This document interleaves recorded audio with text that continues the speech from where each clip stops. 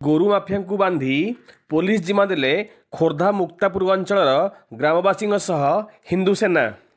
ଖୋର୍ଦ୍ଧା ପାଲଟିଛି ବେଆଇନ ଗୋଚାଲାଣର କରିଡର। ରାତି ତ ରାତି, ଦିନ ଦ୍ୱିପହରେ ଚାଲାଣ ହେଉଛନ୍ତି ନିରୀହ ଗାଈଗୋରୁ। ଏହି ଦୁଇ ଯୁବକ ହେଲେ ଖୋର୍ଦ୍ଧା କେରମ ଗ୍ରାମ ଅଞ୍ଚଳର ଗୋମାଫିଆ। ଏମାନଙ୍କୁ ଖୋର୍ଦ୍ଧା ଆଦର୍ଶ ଥାନା ପୋଲିସ ଅଟକ ରଖି ପଚରାଉଚରା ଜାରି ରଖିଛି। ତେବେ ଖୋର୍ଦ୍ଧା ଜିଲ୍ଲାରେ ବେଆଇନ ଗୋଚାଲାଣ ଦିନକୁ ଦିନ ବଢ଼ିବାରେ ଲାଗିଛି। ଜିଲ୍ଲାରେ ପ୍ରତ୍ୟେକ ଦିନ ଶହ ଶହ ଗୋରୁ ଗାଈଙ୍କୁ ଟ୍ରକ୍ ଯୋଗେ ବାହାର ରାଜ୍ୟକୁ ଚୋରାଚାଲାଣ କରାଯାଉଛି। ଏହି ଗୋଚାଲାଣ ପ୍ରଶାସନର ଜାଣନ୍ତରେ ହେଉଥିବା ଅଭିଯୋଗ ବି ହେଉଛି। ଫଳରେ ଗୋରୁ ମାଫିଆମାନେ ନିର୍ଭୟରେ ଖୋର୍ଦ୍ଧା ସହର ଦେଇ ଗୋରୁ ଗାଡୁ ନେଇଯିବାରେ ସକ୍ଷମ ହେଉଛନ୍ତି। ଗୋରୁ ଚାଲାଣ ଯୋଗୁଁ ଜିଲ୍ଲାରେ ଗୋରୁଙ୍କ ସଂଖ୍ୟା ଦିନକୁ ଦିନ ହ୍ରାସ ପାଇବାରେ ଲାଗିଛି।